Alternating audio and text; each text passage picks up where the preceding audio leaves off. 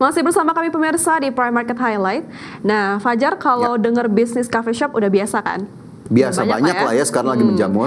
Nah, ini ternyata ada bisnis baru nih, di mana bisnis coffee shop dengan galeri kerajinan tangan, dan ini bisa menjadi peluang loh pemirsa bagi bisnis. Ini merupakan bisnis sangat menguntungkan loh, Fajar. Oke, ini tentunya menarik sekali ya bagaimana coffee shop tempat kita ngopi-ngopi gitu ya, tapi juga ada galeri kerajinan tangan. Nah, ini kayaknya ya sudah dilakukan ya, Vin ya, oleh salah satu UMKM di Jakarta Barat ya, menggabungkan kedua konsep tersebut pemirsa. Di mana UMKM ini mampu menghasilkan berbagai macam produk kerajinan tangan ramah lingkungan yang tidak hanya dipasarkan di dalam negeri namun juga menembus pasar ekspor. Dan penasaran? Berikut liputannya untuk Anda.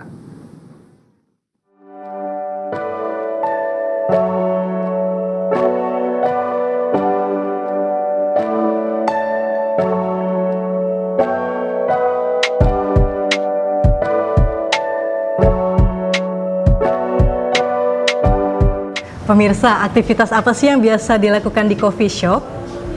Belajar, ngobrol, ngopi, atau hanya sekedar duduk-duduk sambil menyantap hidangan?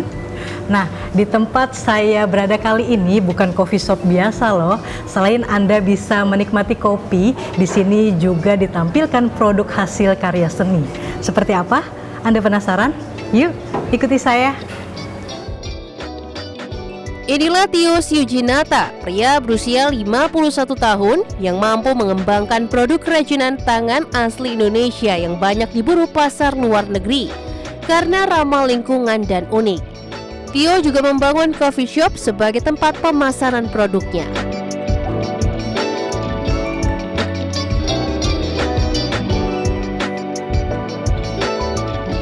Dari awal saya masuk nih ya, mata saya ini sudah sangat dimanjakan oleh produk hasil dari Pak Tio ini. Bisa dijelasin Pak, keunggulan dari produk Crafted ini?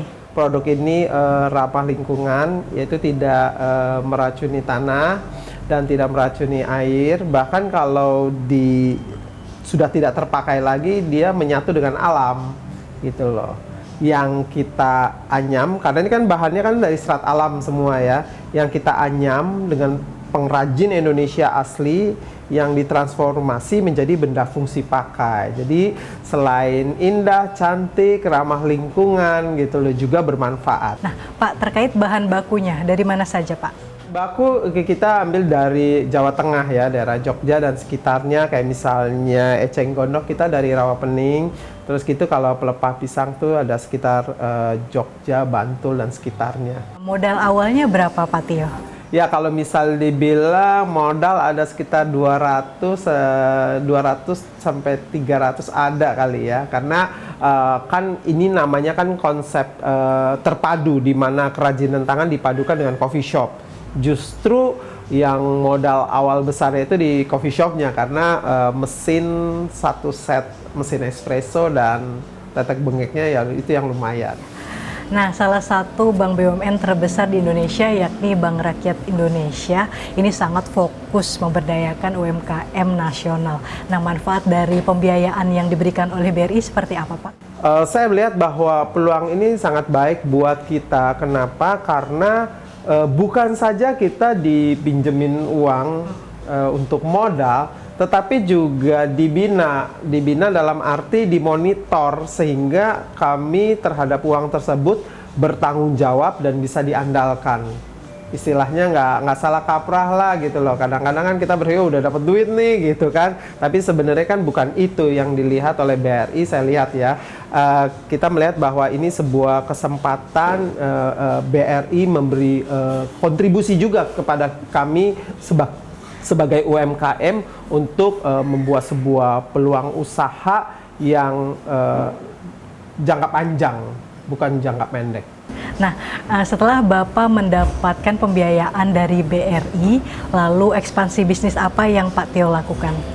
Yang awal-awal memang waktu itu kita sudah punya dana nggak terlalu besar. Nah, untuk yang kedua ini dari BRI kita gunakan untuk beli mesin kopi dan perabotan yang lainnya, dan ada sedikit keuntungan buat ya renovasi sedikit-sedikit lah.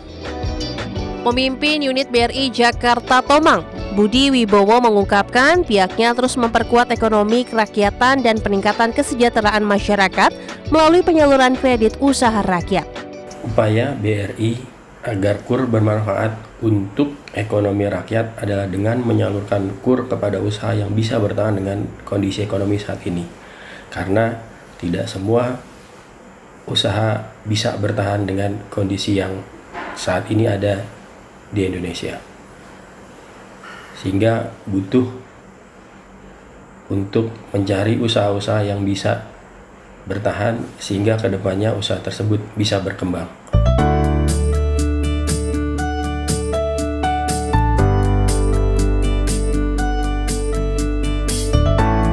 Nah pemirsa, ternyata produk hasil kerajinan tangan yang ramah lingkungan sangat diminati oleh masyarakat, baik domestik maupun mancanegara. Nah semoga perbincangan saya tadi dengan Bapak Tio menjadi referensi bisnis untuk Anda. Dari Jakarta, Yusrina Rosyid, Riki Anwardi, IDX Channel.